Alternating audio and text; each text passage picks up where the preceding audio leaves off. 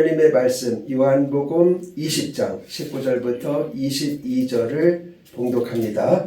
이날 곧 안식 후 첫날 저녁 때 제자들이 유대인들을 두려워하여 모인 곳의 문들을 닫았더니 예수님께서 오사 가운데 서서 이르시되 너희에게 평강이 있을지어다. 이 말씀을 하시고 손과 옆구리를 보이시니 제자들이 주를 보고 기뻐하더라. 예수님께서 또 이르시되 너희에게 평강이 있을지어다. 아버지께서 나를 보내신 것 같이 나도 너희를 보내노라. 이 말씀을 하시고 그들을 향하여 숨을 내쉬며 이르시되 성령을 받으라. 아멘. 하나님의 은혜와 축복이 여러분들과 함께 하시기를 축원합니다. 아멘. 어느 날 어떤 분이 조카를 만났습니다. 그 조카는 어린 아이였었는데 교회를 열심히 다녔습니다. 그래서 너무나 예쁘고 기특해서 물어봅니다. 너 교회 가서 무엇을 하느냐? 그러니까 대답하기를 예수님을 배웁니다. 그렇게 대답합니다. 거기서 뭘 먹는다든지 재밌는 걸 한다든지 라고 이야기하는 것이 아니라 예수님을 배운다기에 너무나도 기특했습니다. 그래서 예수님에 관해서 무엇을 배웠니? 라고 물어봤습니다. 그러자 예수님은 날마다 죽고 날마다 살아요 라고 대답을 했습니다. 그렇습니다. 우리가 믿는 예수님은 우리를 위해서 십자가에서 죽으셨고 그리고 사흘 만에 부활을 하셨습니다. 그 십자가와 부활을 믿는 사람은 구원을 받은 사람입니다. 천국의 백성입니다. 그리고 반드시 천국에 들어갑니다. 예수님의 부활을 믿지 못하는 사람들이 많이 있습니다. 그러나 예수님의 부활을 믿는다고 하는 것은 이미 구원을 받았다는 증거이고 천국에 들어간다는 확증이 되겠습니다. 이제 예수님께서 부활하셔서 제자들의 모여있는 곳에 나타나셔서 하신 말씀이 오늘의 말씀이 되겠습니다. 제자들은 두려워서 문을 꽁꽁 걸어 잠그고 있습니다. 그때 예수님이 그들을 찾아오셨습니다. 우리 예수님은 찾아오시는 분이십니다. 우리 하나님은 찾아오시는 하나님이십니다. 연약한 자들을 찾아오십니다. 슬픈 자들을 찾아오십니다. 아프고 두려운 자들을 찾아오십니다. 우리 예수님이 찾아오셔서 그들에게 하시는 말씀이 무엇입니까? 첫째는 너희에게 평강이 있을지어다 라고 말씀을 하십니다. 여러분, 평강이 무엇입니까? 천국에서의 우리의 상태가 평강입니다. 천국에는 없는 것이 많이 있습니다. 눈물이 없습니다. 탄식이 없습니다. 슬픔이 없습니다. 근심이 없습니다. 걱정이 없습니다. 분노가 없습니다. 짜증이 없습니다. 미움이 없습니다. 그러나 천국에 있는 것이 있습니다. 기쁨이 있습니다. 즐거움이 있습니다. 만족이 있습니다. 자유가 있습니다. 그리고 평강이 있습니다. 이 평강은 천국에서 우리의 상태를 말해주고 있는 것입니다.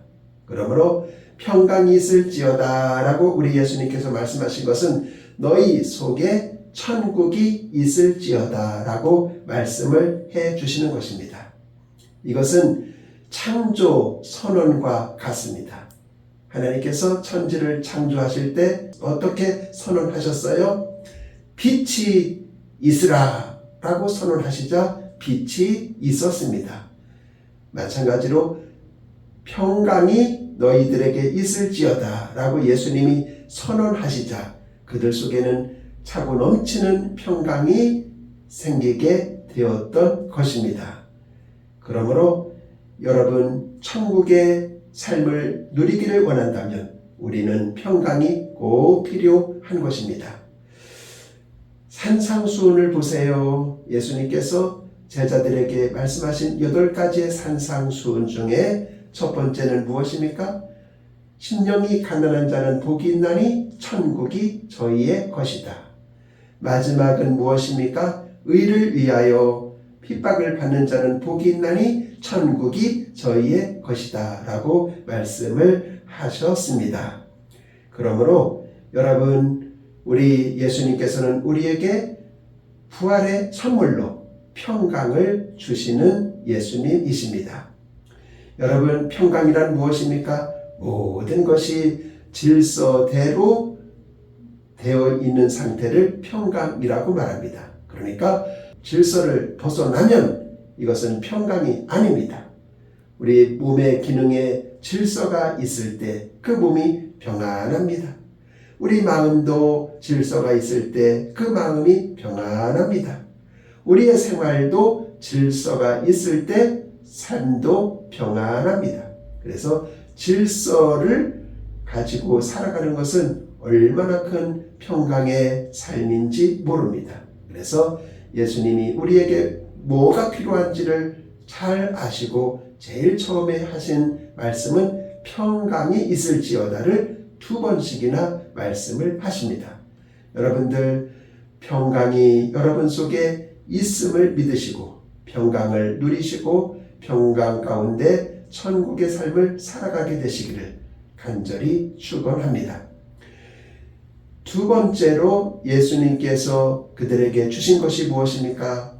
이제 두려워 떨고 있는 그 제자들이었습니다.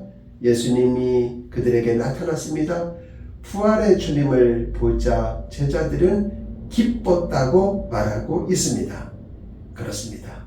예수님이 그들에게 주신 것은 기쁨이었습니다. 여러분, 하나님께서 우리에게 주신 것은 무엇입니까? 바로 기쁨인 것입니다. 여러분은 무엇을 통해서 기쁨을 얻으려고 하십니까? 부활하신 예수님을 생각하고 부활하신 예수님을 만나면 기쁨을 얻을 수가 있습니다. 예수님과 함께하는 삶은 늘 기쁜 삶이라고 말할 수가 있겠습니다. 그래서 예수님은 그들에게 말할 수 없는 기쁨을 선물로 안겨주셨습니다. 여러분도 부활하신 주님을 생각하고 만나고 동행하는 가운데 여러분의 삶에 기쁨이 충만하시기를 주님의 이름으로 축원합니다. 그 다음에 예수님께서 그들에게 말씀하십니다. 아버지께서 나를 보내신 것 같이 나도 너희를 보내노라 라고 말씀을 하십니다. 아시는 바와 같이 하나님 아버지께서는 우리 인간들을 구원하시려고 그의 아들 예수님을 이 세상에 보내셨습니다. 예수님은 이 땅에 오셔서 열심히 하나님의 일을 했습니다. 열심히 살았습니다. 그래서 인류 역사를 바꿔놓았고 여러분과 저와 모든 사람들의 개개인의 삶을 바꾸어 놓았습니다. 이와 같이 예수님께서 우리에게 말씀하십니다. 나도 너희를 보내노라 라고 말씀을 하십니다. 처음에 제자들을 부르시면서 예수님이 뭐라고 하셨어요? 내가 너희를 사람 낚는 어부가 되게 하리라고 말씀을 하셨습니다. 이제 우리가 이 땅을 살면서 일을 할 수 있다는 것 얼마나 큰 축복인지 모릅니다. 일이 없는 것이 행복이 아닙니다. 일을 하면서 사는 것이 행복입니다. 여러분, 아침에 일어날 때 오늘도 내게 할 일이 있다. 이런 마음을 가지고 하루를 시작해 보세요. 그 사람은 행복하고 건강하게 될 것입니다. 여러분도 날마다 할 일을 주신 하나님께 감사하고 또 평생 사는 동안에 할 일을 잘 감당하셔서 여러분의 삶에 큰 축복이 되고 하나님께 영광이 되시기를 축원합니다. 그런 예수님께서 또 말씀을 하십니다. 예수님께서 이르시되 숨을 내쉬며 이르시기를 성령을 받으라 라고 말씀을 하셨습니다. 우리 예수님께서 그들에게 성령을 선물로 주셨습니다. 성령은 보혜사입니다. 보혜사라는 말은 헬퍼, 돕는 자라는 뜻입니다. 우리가 이 땅을 살아갈 때 우리는 하나님의 도우심이 필요합니다. 내가 산을 향하여 눈을 들리라. 나의 도움이 어디서 올까? 나의 도움이 천지를 지으신 여호와께서로다. 그래서 하나님이 우리와 함께 하시고 우리를 도우신다면 얼마나 행복한 삶이 되겠습니까? 그래서 예수님께서 우리에게 주신 분이 바로 삼위 하나님 성령님이십니다. 성령님은 우리와 함께 하십니다. 그리고 우리 속에 함께 계십니다. 그리고 성령은 진리의 영입니다. 예수님이 말씀하신 것을 생각나게 하십니다. 그리고 가르쳐 주십니다. 성령께서 우리와 함께 하시면 우리는 이 세상을 살아갈 때 여러분 힘을 얻게 됩니다. 그리고 능력을 받고 권세를 받게 됩니다. 성령은 어떤 자에게 주십니까? 구하는 자에게 하나님이 성령을 선물로 주십니다. 그래서 우리는 성령을 통해서 새 힘을 얻기 때문에 그리고 승리하는 삶을 살기 때문에 하나님 앞에 구하고 기도하여 성령의 충만을 받고 성령의 세례를 받고 성령의 열매를 맺어야 되겠습니다. 성령의 9가지 열매가 있지요. 이것은 우리의 성품을 가리킵니다. 하나님의 백성들의 성품을 가리킵니다.